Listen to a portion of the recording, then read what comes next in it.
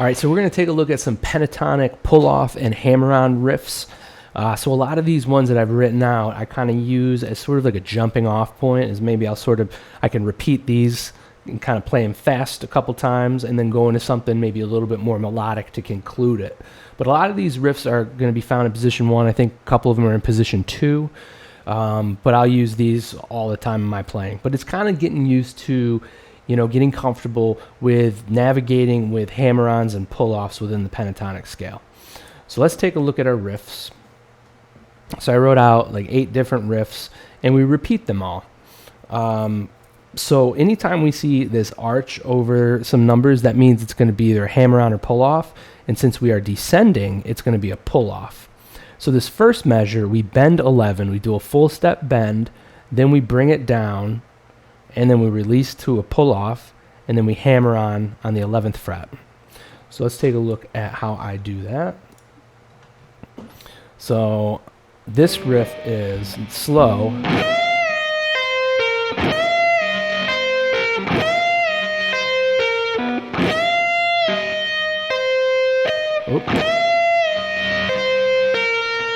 So I'm only picking that once, that first note.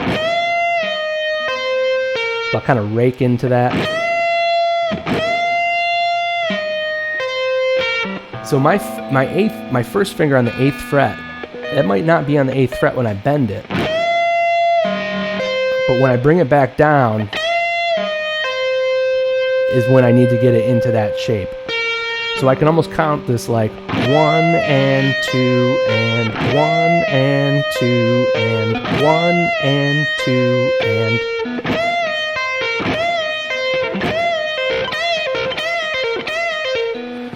So that's the idea for that riff. The second riff that we have, gotta grab my copy. The next riff we're applying basically that same technique, but now we have to get our 3rd finger to get to that 10th fret. 1 E and or 1 and 2 and.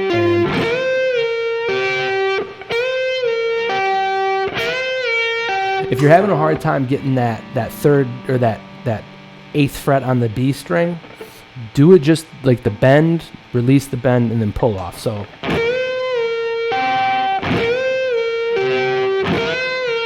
just get that. Once you can get those,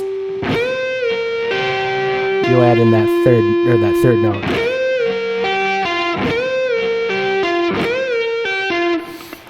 The third measure, it's going to go 10, 8, or 10 to 10, 10, 8, 10.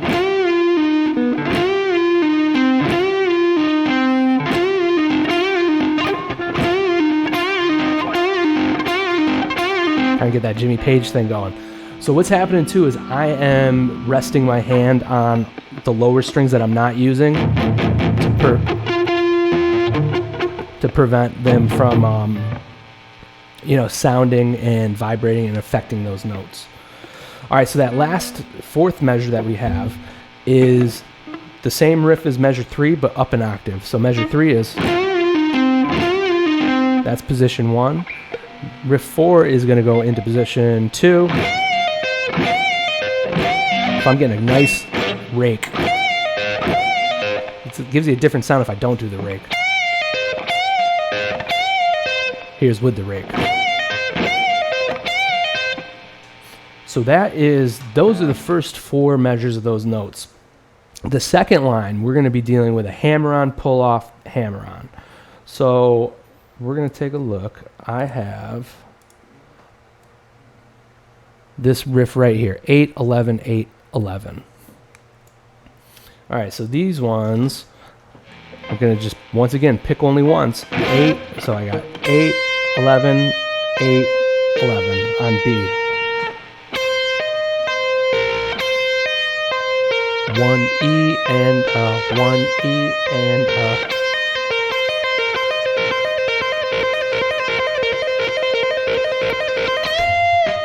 So like for a riff like that, I might go like,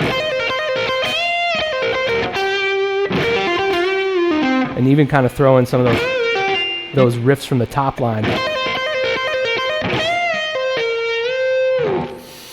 riff 2, or the next one starts on the B string, and it's going to be kind of the same thing.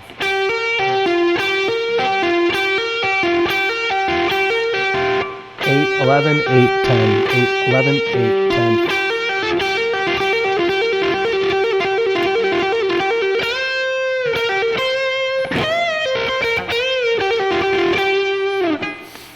Next riff brings down same thing on the starting on the G to D. 8,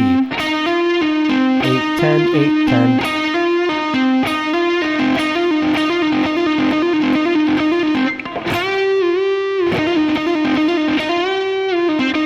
So they add in some more. And then the final riff is just up an octave from there.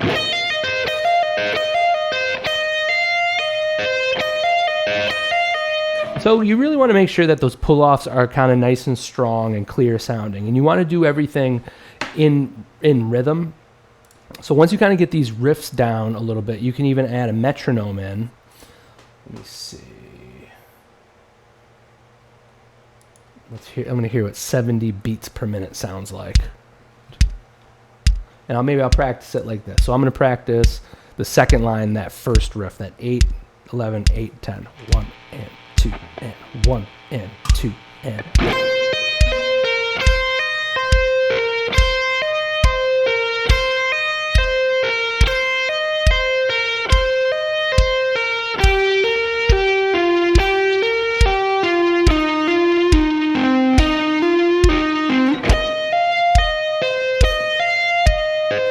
Do the first line of riffs.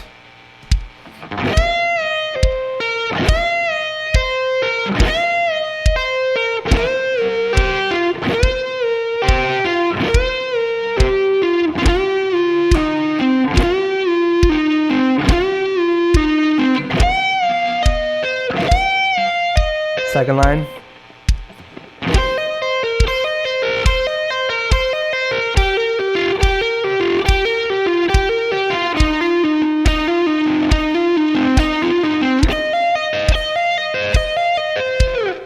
Alrighty, so those are some first position hammer-on pull-off that you can use in position 1 of any pentatonic scale.